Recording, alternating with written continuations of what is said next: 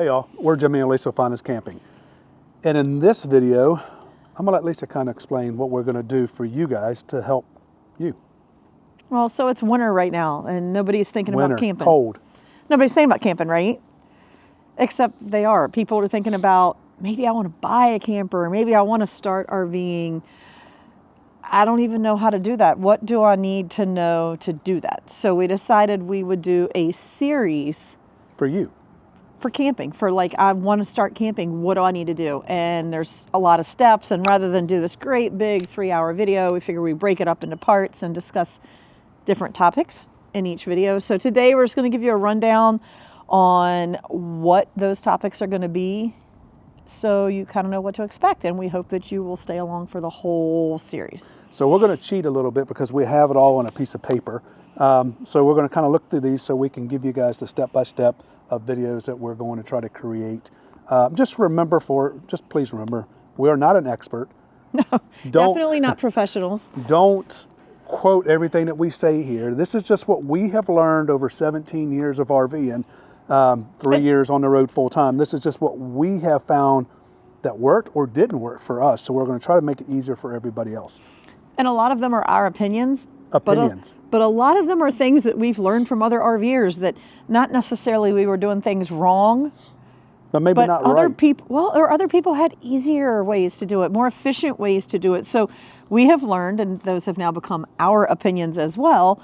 So we'll try to share most or some of them with you all in hopes that you don't have to learn the hard way like we did on some of these aspects. Now, we started this off by saying this is more for the newer RVers or the newbies or whatever you guys want to call the newer people getting into the RV industry. And RV industry is still growing despite the economy, despite what's going on in the world. It is still growing. We are seeing new RVers out there, but this isn't just for them. It's for everybody. Like she said, we have been to campgrounds many times, and we have learned every time that we go to every time we go to campground, we learn something. So well, and I also feel like a lot of these things that we're going to touch on are going to be, well, I thought when we started talking about it, specific to new RV owners. But, you know, that could be you're buying a new RV for yourself. Like, what if we were getting rid of this and moving into something else? What if we decided we wanted to change gears? A lot of these things could still apply. So the reason some of this has been written up, and the person that's watching this is going to know I'm talking about him, but he's had many, many RVs. And this, I'm not trying to spoil this, but this will be pieces and parts of our story here.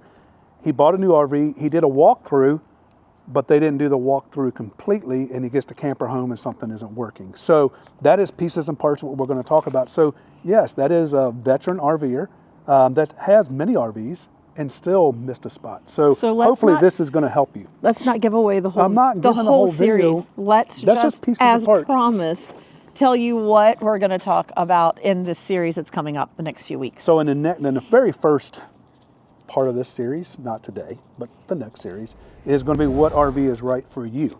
So there's a couple things to factor in there. What RV is right for you, meaning, do you want something drivable? Do you want something towable? Do you want something this big? Or do you want a pop-up? And there's a lot of, you think like initially when we went, we thought we knew. And then the more we started diving in, the more we realized we didn't know. So we're going to do a piece that tells you from, again, our experience only. How do you figure out, before you even go and start looking, what you need or what is going to best fit your needs? So in the next episode, series, or whatever, I guess it's going to be episodes. That's going to be episodes. It's going to be once you decide on that RV, what are some of the buying tips and what should you check when doing your walkthrough, which we were just talking about. Yeah, so again, we're going to, because it's not as simple as you're going to go to Walmart and get a TV. Like, what TV are you going to get, and what things do you need to think about that are maybe options or a necessity to you? So we're going to dive deep in that video and give you some things that maybe you'd already thought of, but maybe you hadn't. Again, things we've learned over the years in buying things, and horror stories we've heard of people buying things and then after the fact going, God, I wish I'd have known. I wish I'd have thought about this, because now I really wish I'd have picked something different. I will tell you, but our first walkthrough, I was just more excited about getting out. Right. Now, I want to hit that road. I want to get out there. I want to enjoy it. And we didn't get that. And you kind of halfway pay attention. Like you pay attention to the things you think you need to know. And then when you get home with it or to the campground, you're going, oh, I don't know how to do this. And it's a Saturday afternoon at 3 o'clock and the dealership's not open. And now you're on YouTube Googling, trying to find out how to do it. See, now she's blowing the second part. So. That's what are buying tips and what should you check in your walkthrough, but that will be a topic. So the third episode is going to be what accessories do you need to buy and what accessories would be nice to have, but aren't really all that necessary. So let me say there's going to be a list of things you need, especially if you're a first-time RV owner. There are going to be things, without a doubt, you need. It's kind of like buying your first house. You went out and bought everything you think you need, and we still, to this day, have stuff in our house that we don't even use. And our RV that we learned we didn't need. Not anymore. RV. If they're in the RV, I try to get rid of them. But there's going to be a list of things that you need. Then there's going to be a list of things that would be really nice. And then there's going to be a kind of in the middle. Maybe you need it and you buy the nicer version. So we're going to do a whole video discussing all those things, all those accessories that you need and or want. And are there pieces in the middle that can maybe cover both sides of that list? So in the next episode after all of that, we're going to learn how to use it now that you picked it up.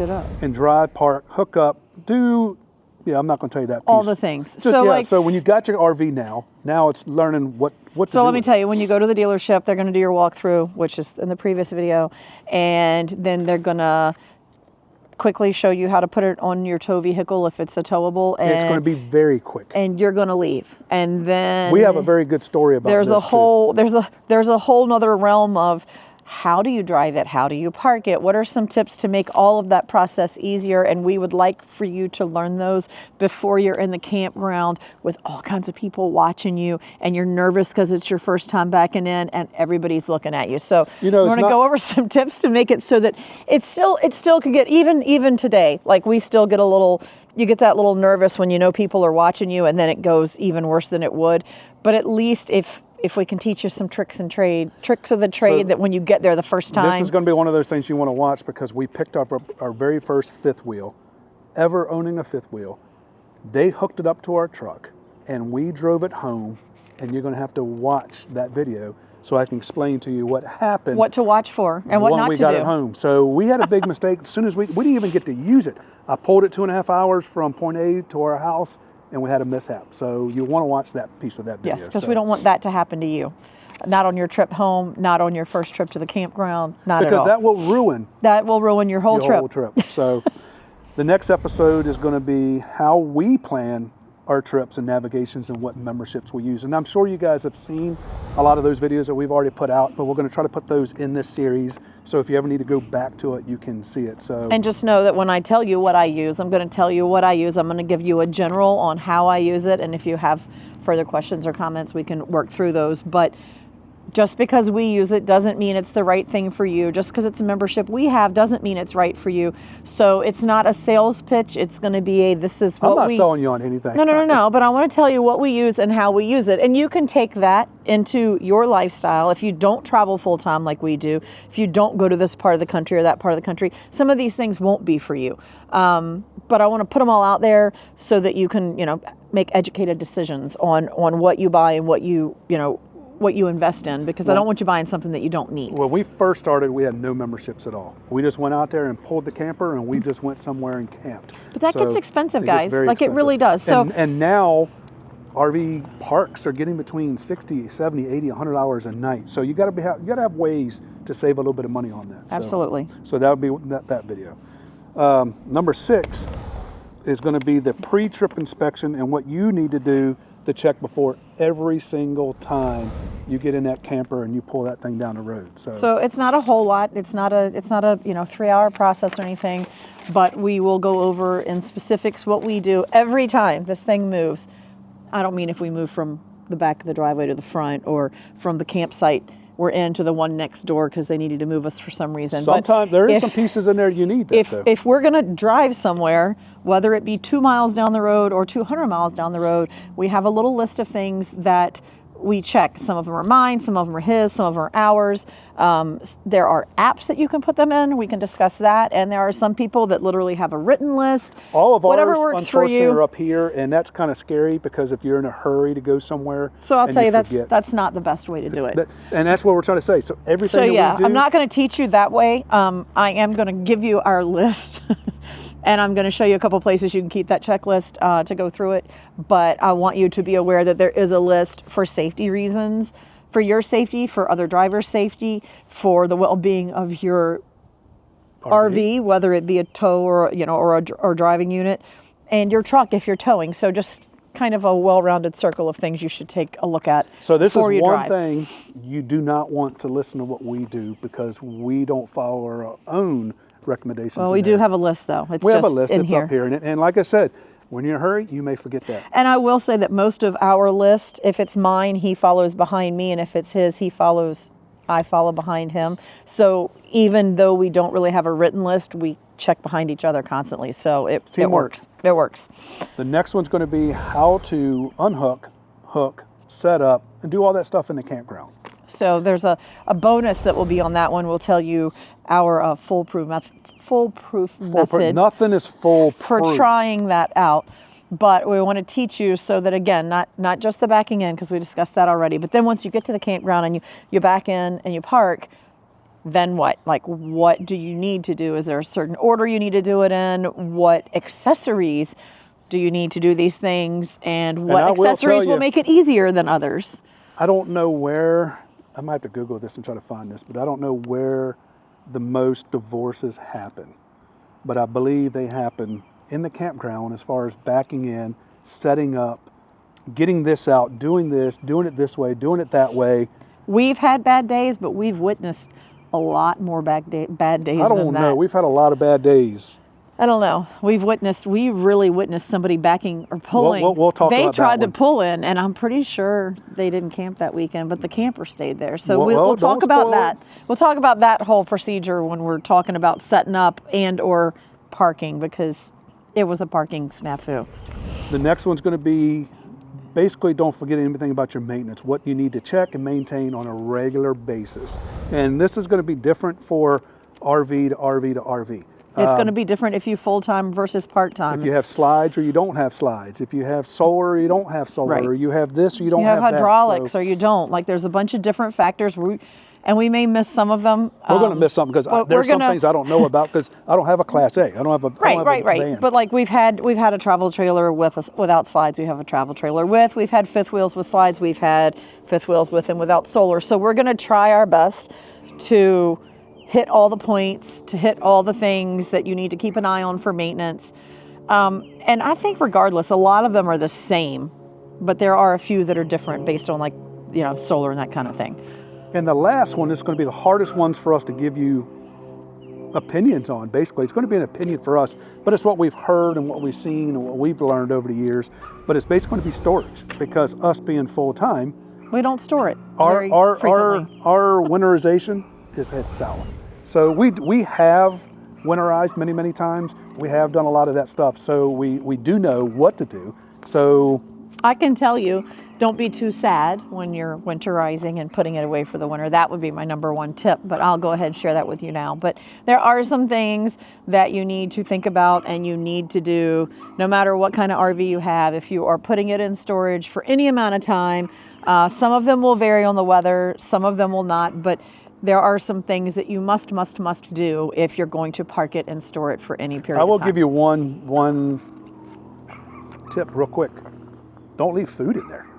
Yeah. Because the mice are going to tear it up. Mice can go anywhere. Mice love food, toilet paper, and paper towels. Anything they can eat or nest in, they love. And, like you typically keep quite a few rolls of toilet paper Ask or paper us towel. how we know that. So, it might be an experience thing. And that was back when we did winterize and put it into storage. Storage was at our house, but nonetheless, it was stored and we didn't go in it over the winter. And boy, somebody was living in it over the winter. So we're hoping you guys are going to follow us along all of these series in here. Please, for you veteran people, let's help the newbies. So yeah, or the newbies, if you know something that we're missing, comment, let us know. This is very important for us too. Like you may ask a question that it's like, oh my God, I can't believe we didn't think of that. And we can either comment and answer you, or we could do a whole nother video on that, depending on, what it is and how in depth the answer needs to be. Just don't be afraid to comment and ask. Because I'm going to tell you, there is no dumb question. No. There is no dumb question. And I am still, to this day, I am learning every single day, and I am not afraid to ask somebody. I've been out many times going to a campground and say, why did you do that? Or, man, that was easier. How did you do that? Well, and again, it's our opinion, right? So we're going to tell you our opinion. We're going to tell you how we do it. There may be somebody that has, maybe it's not that our opinion is wrong, but somebody that has a better way to do it, because quicker, I'm all easier, about learning safer. Quicker, more efficient, easier. So if you've got that and you're watching any of the episodes of this series, please, please, please comment and let us know, because I am all about learning something when it comes to hooking this thing up, unhooking this thing, getting it down the road. If there is a better way to do something, I am all about learning it. And we're trying to build the RV community. So this is pieces and parts of that whole thing right there, trying to build community. We want you to talk to us. We want you to comment. We want you to share it, and we want you to give it to, your friend, your mom, your dad, your sister, whoever thinking about getting into the RV world. Hopefully this will help them, and this will help get that community stronger and stronger. And again, if you comment, you're not just helping us. Maybe you're helping us learn a better way, but then it in turn is helping your fellow RVer a better way. So we're all in it to help each other out. We're all in it together. Yeah, we're all in this big game together. So the more we can do to help one another, the better off we're all going to be. So until you find us building this long series here for everybody to help learn anything. And trying to help each other out. Safe travels, y'all.